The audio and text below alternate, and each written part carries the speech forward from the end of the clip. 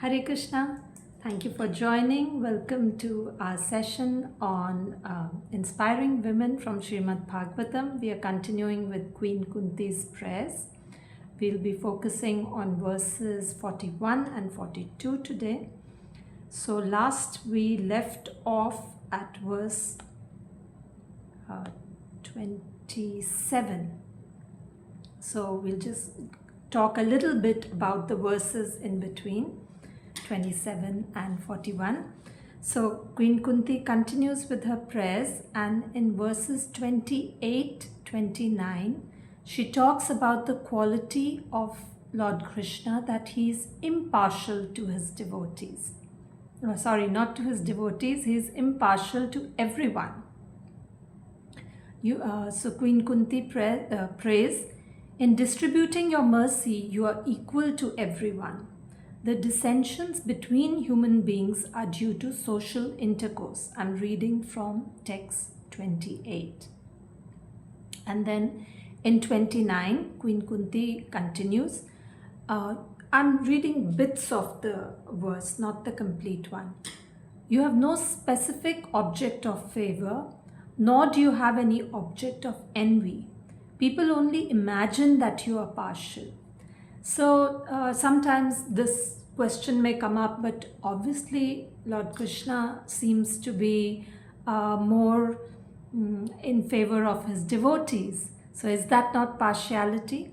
So Srila Prabhupada explains that actually just like a father, he's equally loving towards all his children. But if one child is troubling the other child, he will reprimand and correct that child. So that is not partiality. He still has equal feelings towards both children. And in the purport, Srila Prabhupada also mentions that all the people on the battlefield of Kurukshetra, even those who were killed by Lord Krishna, attained liberation. So that's not being partial, because he's thinking about the welfare of all the living entities. So that was one thing that Kunti Maharani mentions.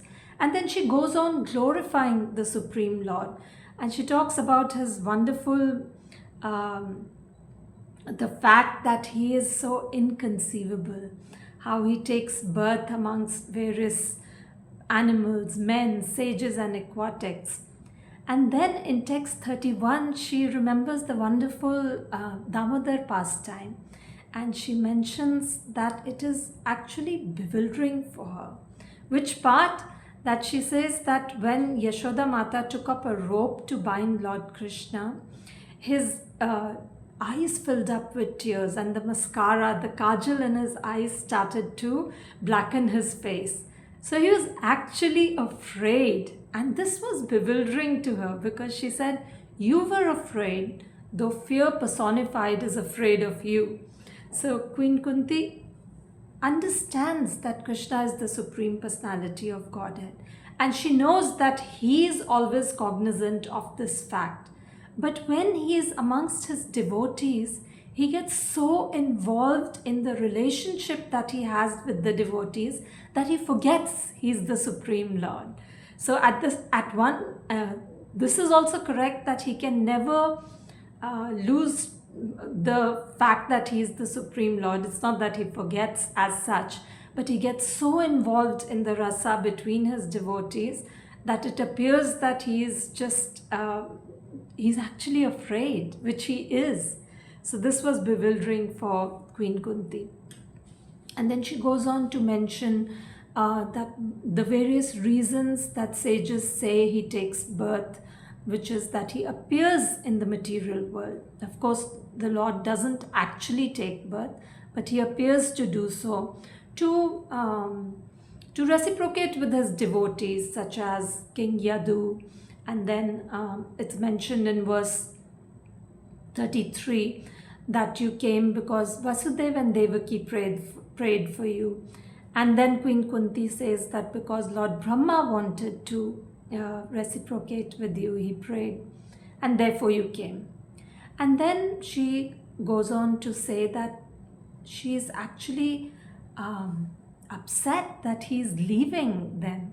she mentions that how he has always protected them, and it is only because of the Lord's shelter that all good things have happened to them, that now all the cities and villages are flourishing in all respects. Everything is in abundance, trees are full of fruits, but now he's leaving. So she's very upset and sad about that. So she mentions that fact, that how everything is wonderful because Krishna is there. And now verse 1:8:41. Atha Vishvesha Vishpatman Vishvamurte Sakaleshu me Sneha Pash Imam Chindi Dridam Pandushu Vishnushu. Translation. O Lord of the universe, soul of the universe, O personality of the form of the universe, please therefore sever my tie of affection for my kinsmen, the Pandus and the Vrishnis. So now Queen Kunti, she says, oh my Lord, you're so wonderful, and perfection of life is to have devotion towards you. And then she says that I want this tie of affection. So what is the word used? Sneha pash, like a tight, I'm so tied up in affection. And how is this affection? Dhrida, so deep for my family members. And what do I want you to do? Chindi, that means cut it off, sever it. So Queen Kunti is praying like this. So a little bit I will in between speak in Hindi also. कि queen Kunti महारानी क्या कह रही हैं कृष्ण भगवान से कि जो मेरा इतना स्नेह का संबंध है मेरे परिवारजनों के प्रति, पांडु और जो वृष्णि हैं, वो स्नेह की जो बंधन है उसको आप काट दीजिए, एकदम नष्ट कर दीजिए. Purport. A pure devotee of the Lord is ashamed to ask anything in self-interest from the Lord. But the householders are sometimes obliged to ask favors from the Lord, being bound by the tie of family affection. Srimati Kunti Devi was conscious of this fact, and therefore she prayed to the Lord to cut off the affectionate tie from her own kinsmen, the Pandus and the Vrishnis. So why is she asking that this tie should be cut off? Because she knows that as long as one is attached to the family, one is approaching the Lord sometimes for one's self-interest. So that is not true devotion, and she does not want to remain on that level. The Pandus are her own sons, and the Vrishnis are members of her paternal family. So Vrishnis are the side where her brother Vasudev, who's the father of Lord Krishna, that dynasty.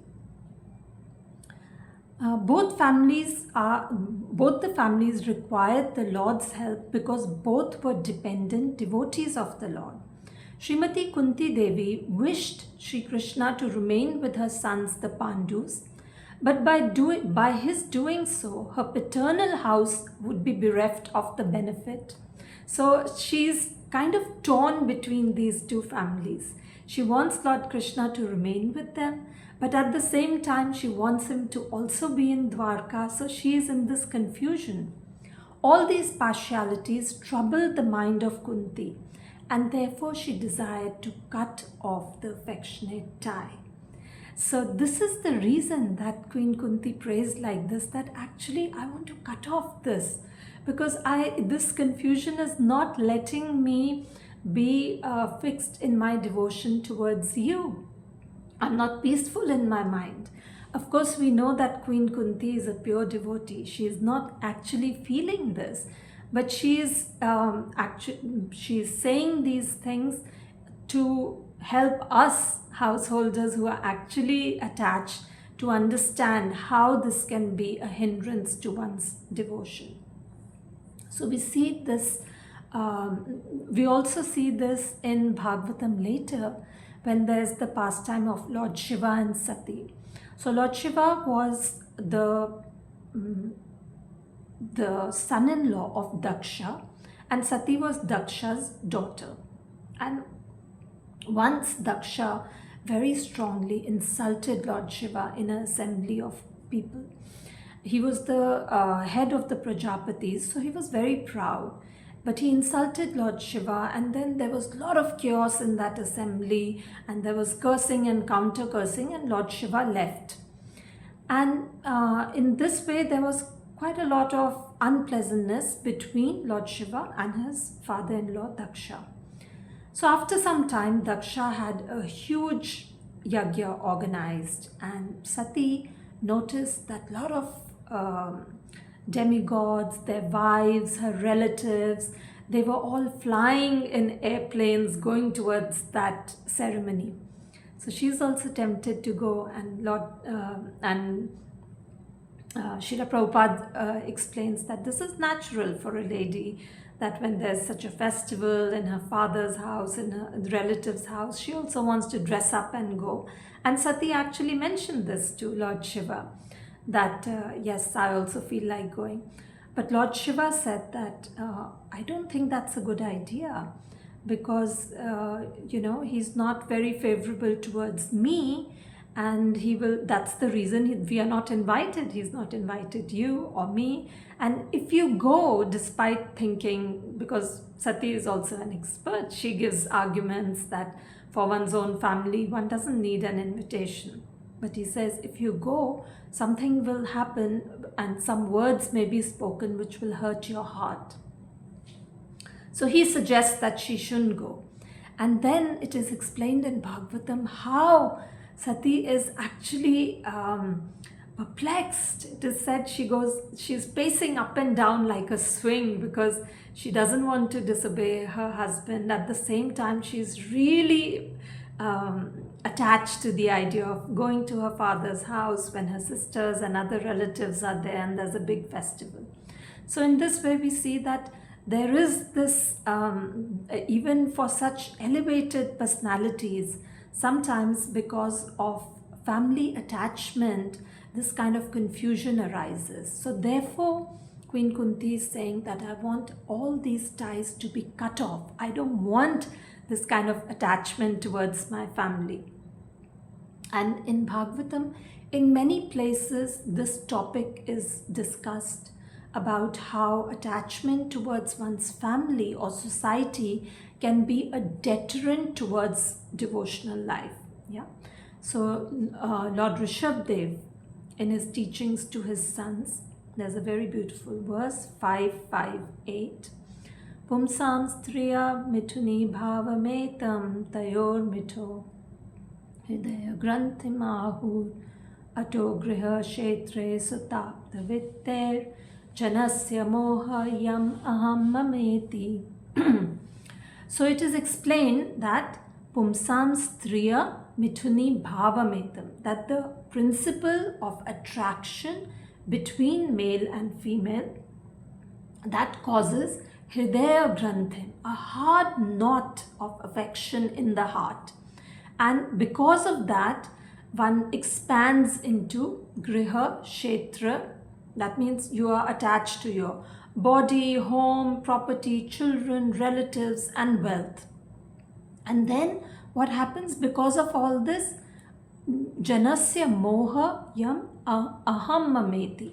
One falls into this illusion that of I and mine. So Rishabhdev कहते हैं कि इस पूरे संसार में ये ही है जो स्त्री और पुरुष के बीच में आकर्षण है, उससे हृदय में ऐसा ठोस गांठ बन जाती है कि उसकी वजह से हम इतना विस्तार करते हैं कि घर होना चाहिए, परिवार वाले, बाकी धन होना चाहिए उसको ही मेंटेन करने के लिए। पर उसकी वजह से क्या हो जाता है कि हम मोहित हो जाते हैं, ये समझने लगते हैं कि ये सब मेरा है, और बहुत ज़्यादा उसके प्रति हमारा आकर्षण हो जाता है और हम भगवान के बारे में नहीं सोचते हैं। प्रहलाद महाराज mentions also in 755, he actually calls householder life andhakupam, which is a blind well. And it is mentioned in that shloka that one is certainly embarrassed by anxiety because of having fallen in a dark well where there is no water but only suffering. So Srila Prabhupada explains what is this blind well, andhakupam, that there is nothing there. You fall into it and you just get stuck and there's only suffering. So this is Prahlad Maharaj's description of householder life. अंधकूपम के गृहस्थी घर गृहस्थी परिवार होने का क्या अंतर है कि हम ऐसे कुएं में फंस जाते हैं जहाँ पे जल भी नहीं है, केवल पीड़ा ही पीड़ा है, तो उसको बोलते हैं अंधकूपम. और फिर प्रहलाद महाराज एक और जगह बोलते हैं in 5:18-14 Prahlad Maharaj mentions that entanglement in family life is the root cause of material attachment.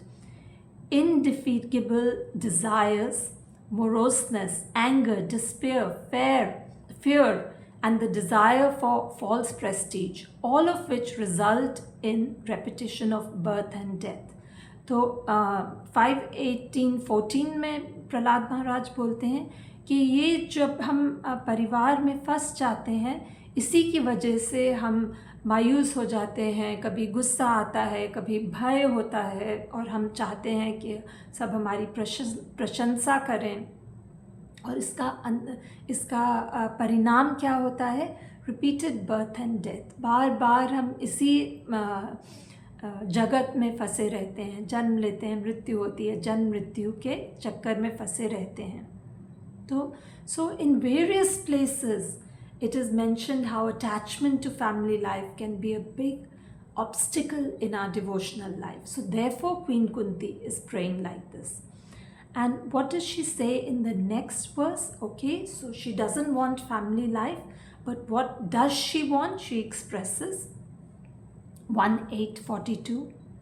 Tvai me nanya vishaya matir madhupate sakrit ratim udvahata tadha gange vaghum udanvati.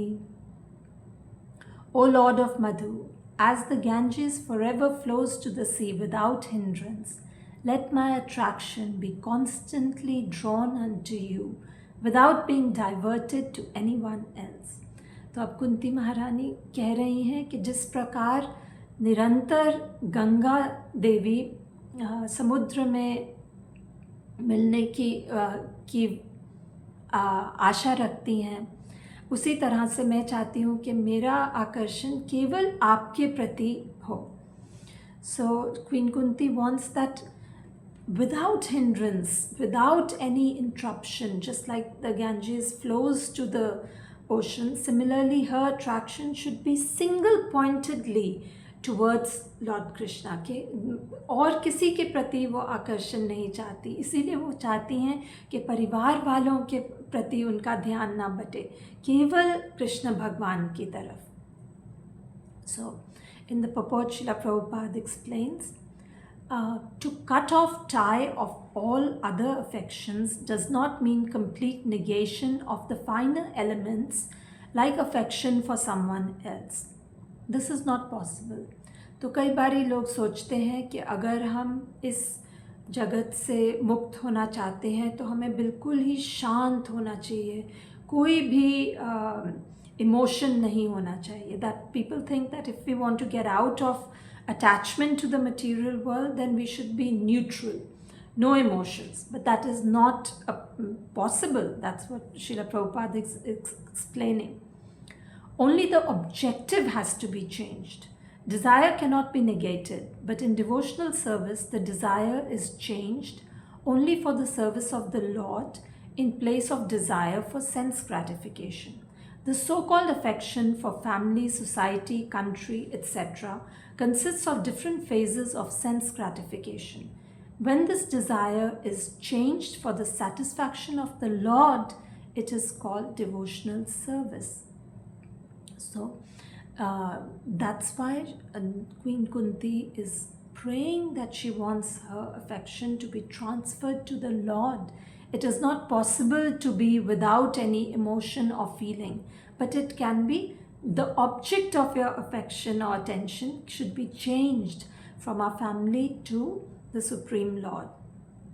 And Srila Prabhupada explains that actually Queen Kunti's affection for the Pandus of the Vrishnis was not out of the range of devotional service, because they are also devotees. Actually, Krishna likes when his devotees are served rather than the Lord himself.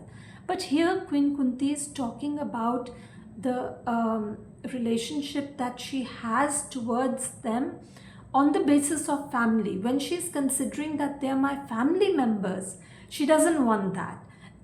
Relating to them on the level of devotees is okay. But if she's thinking these are my children, or that is my parental home, that kind of feeling she doesn't want in her mind. So this was the wonderful prayers of Queen Kunti, where she gives us this high ideal that if we want our affection, we want to be fixed in devotion to the Supreme Lord, then it is important to understand that we should not be attached to the family. And she's asking that family ties should be cut off. So here comes the question of our class, that we've always understood from scriptures that particularly for women, there is an emphasis on serving, remaining in the house and serving the family. So how is this possible? Is a woman supposed to pray for detachment and cutting off family ties, or she is supposed to remain in the house and serve the family? तो आज की हमारी ये ही चर्चा है कि ये तो बहुत उच्च श्रेणी के का सिद्धांत है कि हमें अगर भगवान की सेवा में लगना है तो हमें परिवार के प्रति बहुत ज़्यादा आकर्षित नहीं होना है। तो इसीलिए कुंती महारानी कह रही हैं कि मेरे सारे बंधन ही आप काट दीजिए। पर हम कैसे समझें कि शास्त्रों में तो बार बार कहा गया है कि स्त्रियों को घर में रहना चाहिए, अपने परिवार की सेवा में लगना चाहिए। तो एक तरफ हमें ये शिक्षा दी जा रही है और दूसरी तरफ बताया जा रहा है कि सबसे उच्च सिद्धांत है कि परिवार की सेवा या परिवार की तरफ आकर्षण नहीं, हमें भगवान के प्रति आकर्षण होना चाहिए। So this is what we want to discuss today. So some thoughts that I have, I'll share with you and we can discuss it further. One of the things is that there are different phases of one's life. This means that there is brahmacharya, grihastha life, vanaprastha and sannyas. So of course there are different stages in which one is able to be more detached towards family life. When one is in grihasthashram, then it is natural that there will be more affection to the family members. But the system of varnashram, or what is described in the scriptures, it's explained that one should mold one life in such a way that gradually this attraction becomes less and less, and we move to a stage of vanaprastha where one is gradually getting detached, and then later in life even more so, that then one transfers one's attention more to service of the Lord.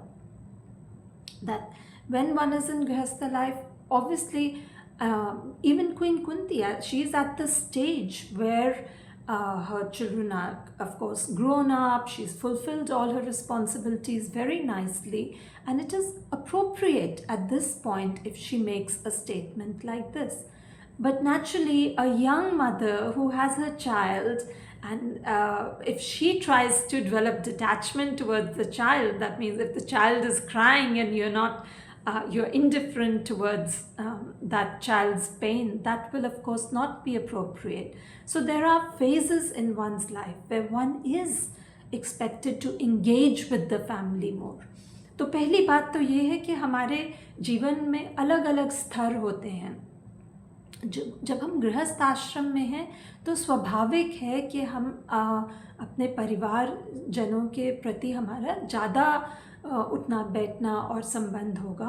पर शास्त्रों में बताया गया है कि धीरे धीरे हमें इसे कम करना है। जैसे उम्र बढ़ती जाती है तो परिवार वालों के प्रति इतना ज़्यादा मिलना जुलना, बैठना, उन्हीं के साथ बातचीत करना, उससे थोड़ा समय कम करके हमें भगवान की सेवा में ज़्यादा समय लगाना है।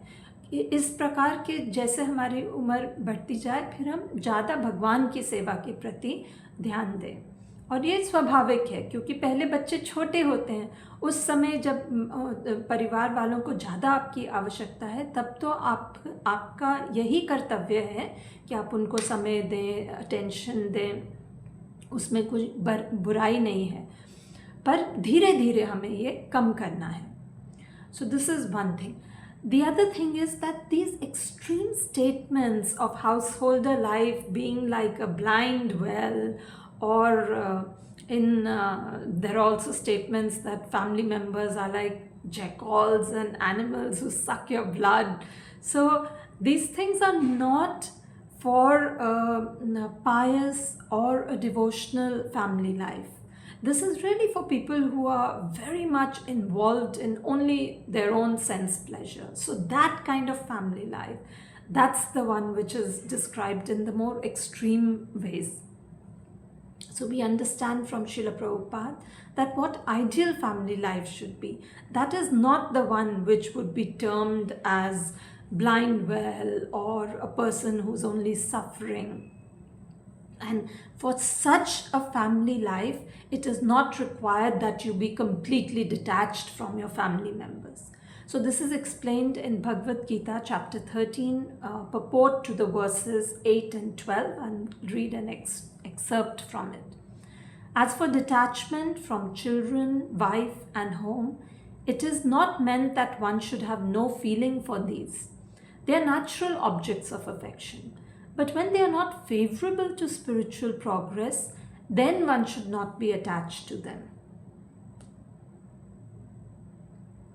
So if your family is averse to your spiritual practice, then you need to gradually detach yourself from them.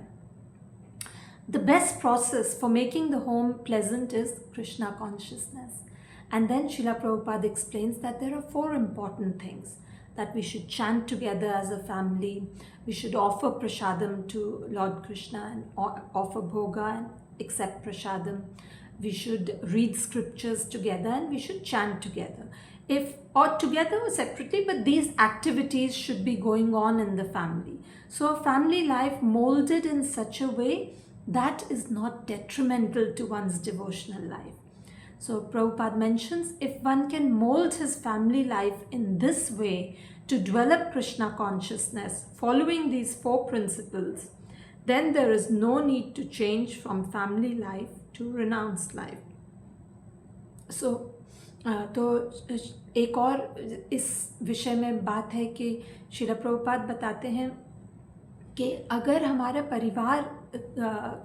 पारिवारिक जीवन इस प्रकार है कि भगवान केंद्र में है, तो फिर हमें इतना नहीं सोचना है कि मुझे इस परिवार से आसक्ति नहीं होनी चाहिए, क्योंकि पूरा सब परिवार वाले भक्ति में लगे हुए हैं और आपका पूरा घर का माहौल इतना अच्छा है।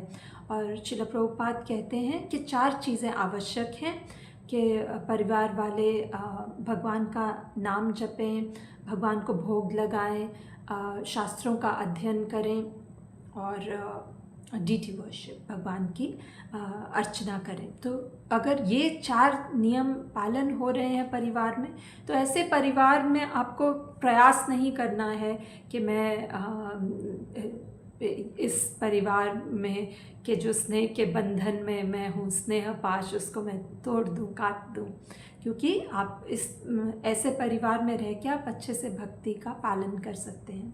तो ये है। पर तब भी क्या हमें अगर गृहस्थ जीवन में है तो हमें बिल्कुल ध्यान नहीं देना है कि detachment होनी चाहिए। Does this mean that while living in a family, okay, we have a nice family atmosphere, we should not think about being detached? No, the scriptures still say that this is a very essential part of one's devotional life. But how do we practice it when we are living in the family? We are so involved with the family, especially while we are in Grihasthashram. So it is explained that this kind of detachment is something that you cultivate from within. So externally, you may be fulfilling all your responsibilities, but by reading scriptures and by associating with devotees, hearing their words, gradually we get the understanding that this is not all in all. So even while remaining within the family, we have to develop this understanding within the heart. And then actually this principle is very important for women, because even later in life, it is not recommended that you leave your house. You fulfilled your family responsibilities, so you can just leave, take sannyas. Because even in the case of Devahuti, it is mentioned, Srila Prabhupada mentions that her husband took sannyas, her son went away, but she remained within the ashram and practiced devotional life. So that is an example given of how later in life women should progress, and practically speaking what should be done. So even while living in the family, one can progress on this path of detachment by internally understanding. And then also, as Queen Kunti has explained and Srila Prabhupada explains in the purport, how is this done? It is not just that you are getting detached from everything and becoming indifferent or hard-hearted. The detachment will only happen, that's the practical way of getting detached, by developing attraction for Krishna. So this is not something that will happen immediately. It takes practice of our devotional life. It takes developing this affection in our heart. The more we are attached to Krishna, the less we will be attached to family and society and nation and so on. And again, it's important to understand when we say that we are not desirous of being attached to the family, this means that you should not be attached to them in the sense that, oh, these are my children and my whole this is the sole aim of my life. It is important to understand the family that we have also in context of Krishna, that these are also children of Krishna, and what is my responsibility towards them? That I have to help them in their Krishna consciousness. So even when we are thinking about our family, it should be in relation to Krishna. So that attachment is not wrong. When you're trying to be, when you are attached to devotees of the Lord, or you're trying to help other living entities, you're seeing your family members as part and parcel of Krishna and serving them. So this is all right. Because obviously when we have to carry out our duties, then we also have to have some emotion. We can't be like robots and be just doing things. So that affection is all right, but it should not become excessive. And this means that if something goes wrong, say with our children or husband, then we should not get completely shattered and perplexed. So that is the meaning of not being very attached to one's family. One should still be affectionate, that is good. One should fulfill all of one's responsibilities, but one should not think that this family is all in all. One should not identify so strongly that I am only a wife and mother. Actually, essentially, we are spirit soul and we are servants of Krishna. So we should keep it in mind. So what is the answer? Affection for family or detachment? Actually, both. Both are required, but how it is to be practiced, it changes according to our phase in life, and also the affection should not be so excessive that it becomes a hindrance to our devotional life. So Hare Krishna, we'll pause here, and I would like to take any questions or comments that you have. Thank you so much. So what we are going to do is that we will, you can raise your hands if you have a question, or you can type it in the chat box and I will try to, see that. Thank you. Deepti Mataji, yes, please unmute yourself and ask your question or share your comment with us. Thank you so much, Mataji, for your class. Mataji, as you mentioned that both are necessary, detachment and attachment, and it should go by the phase of life. Like when is grihastashram, the attachment should be there. But we also see that some people, unfortunately, lead their life before arriving at the stage of vanashram. So what, like, if they are more attached to their family because they're in the grihast phase of life, and so won't they get rebirth and again because of that attachment? Or should we practice detachment and attachment both in grihastha phase of life only, and we should increase our detachment in our Vanapra stage? Please elaborate, Mataji. Thank you so much. Yes, Deepti Mataji, thank you so much for your question. That exactly the thing we have to keep in mind is that Grihast Ashram is not a license for us to become completely involved in our family. That's why devotees who are practicing, and Srila Prabhupada has given this formula of how we should practice even while in Grihast Ashram. And all of that's why ISKCON is different, because it's not just go to the temple once a week, right? Even in Grihasthashram, we have all these activities and devotees are busy throughout the time, that they are still, while doing all this, they are trying to cultivate their love for Krishna. And we see actually in our Gaudiya Vaishnav tradition that so many saints were Grihasthas. Bhakti Vinod Thakur was a Grihastha. So it is not considered, it should not be a big hindrance to developing love for Krishna. Being affectionate to your family should not be a hindrance. But how will it happen? We have to keep it in mind. We have to really be vigilant about it. We have to be particular about our sadhana. So then when we are keeping Krishna in the center, then it is said that even if you're in Grihasthashram, you can be a very nice devotee. And if you leave your body, then hopefully you will get a better destination.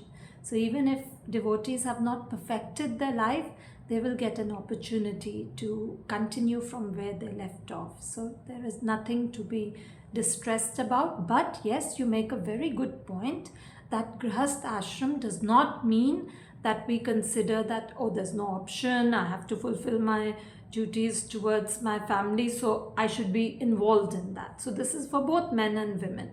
Men have to go out and work because they have to provide for their family, but still they should try to mold their life in such a way that they don't have a very hectic work. They should still take out time for their sadhana, for preaching, or for attending programs.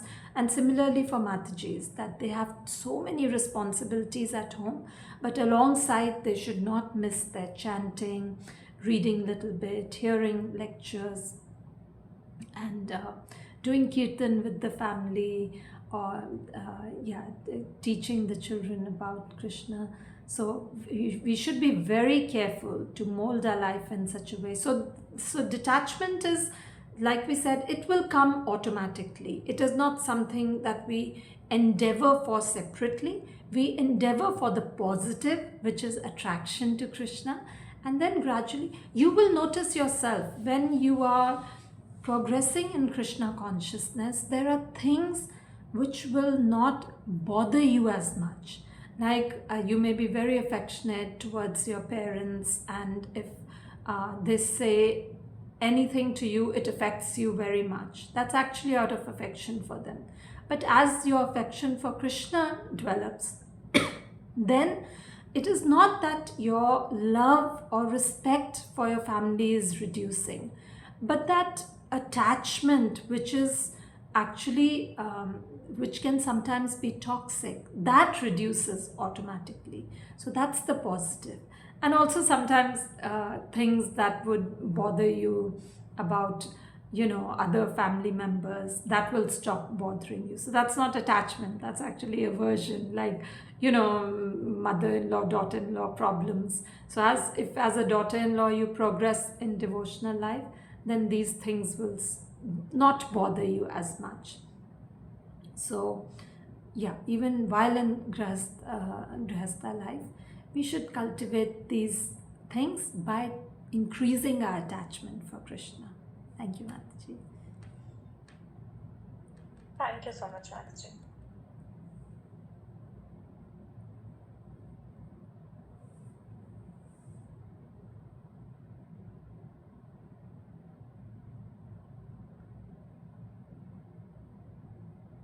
So we were very fortunate to host Kratu Maharaj many years ago when we were staying in Kuwait. And he had made this comment about Guru Mata, that she is always looking after me so much, and although there is a lot of affection, but attachment is not there. So I was very perplexed, and later I had asked him about this, and Maharaj had mercifully explained that it means that yes, you have love, affection, and you look after also, you fulfill all your duties, but that if something happens to the other person, you're not completely shattered, and it's not the end of the world, because you understand that they are spirit souls. You understand what their position is, what your position is. So it was very wonderful to hear from Maharaj about this. Similar statement from Her Grace Prabhupada Priya Mataji also I heard, that she was saying that we should be attached, but not at the cost of our own sadhana. Like we should know how to fly our own airplanes, and attachment till that extent is good. Yes. Yes, so both the things should go side by side. We should not become so involved in family life that our devotional life suffers. So this is actually very difficult to manage often, especially when children are small and they take up so much of one's time. But one can attempt, one should try. Actually, that's why having the proper system is very important, because if in your life before you got married, you had taken the time to do lots of Shastra Adhyan, so then you would not be so perplexed while you are in family life. You can just remember all the shlokas and still be fixed up.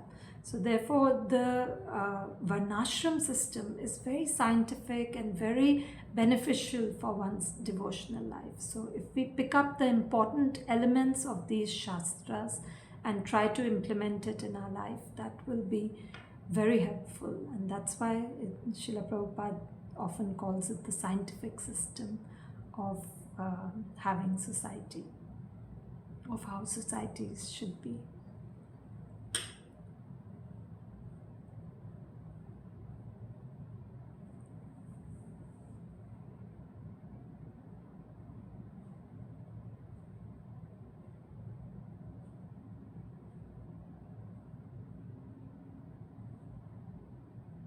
So I think we will pause our discussion for today. Thank you so much for joining, and I hope to see you for our next session on Bhaveshwari Mataji. Do you want to say something?